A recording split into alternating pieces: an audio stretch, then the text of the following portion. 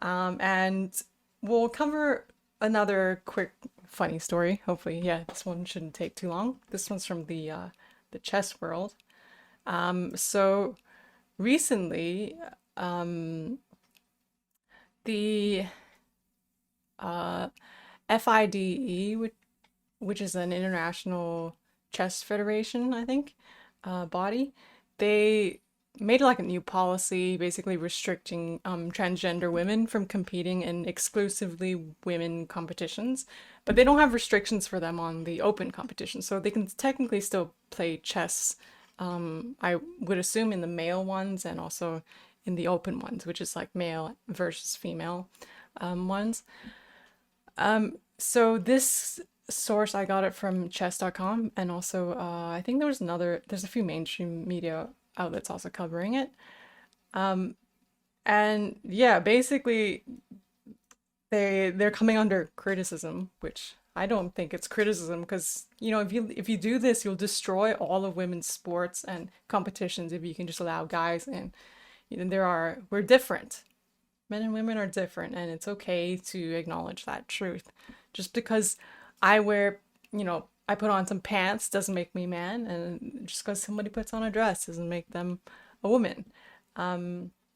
So yeah, they talk about how they're they need further analysis on the policy because they had an increasing amount of recognition requests from players who identify themselves as transgender.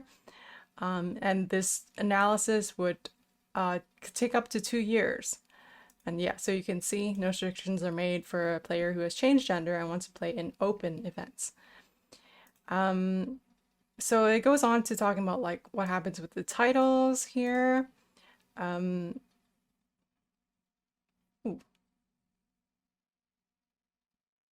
I got disconnected for a second. Sorry about that. I'm not really sure what's going on. Don't worry, we'll figure it out, and I gotta edit this later anyways. So this article basically roasts the FIDE's policies as ridiculous and dangerous, which clearly they've got a bias. And it gives example of the backlash from people who are like pro-trans stuff. I just thought it was so ironic here where one of I think it was Iglesias, which is one of the transgender yeah, competitors who is currently playing the French Women's Championship. They said you can't just collect the ID, passport, or birth certificate of a targeted group of people. No cis person has to present their ID to get a license and play chess. This first half, I think, is so ironic after the last 3 years of what we got. We had to go through in multiple different countries. They were like doing papers, please. People were being targeted and discriminated against, and they're still being discriminated against, in the health system. I just think it's so ironic that these people didn't say that at that time, if they really want to stand up for the principle. um, anyways, I just wanted to cover that specific part. But if you probably saw this glimpse of it because I opened the wrong link earlier, but there was a really funny event that happened in, I think it was a Kenyan player. It was back in April. Uh, they were a mysterious participant playing in the Kenya Open Chess. And from this picture, you're like, oh, maybe it's just someone in a niqab. Like you can't really tell from here when they're sitting down.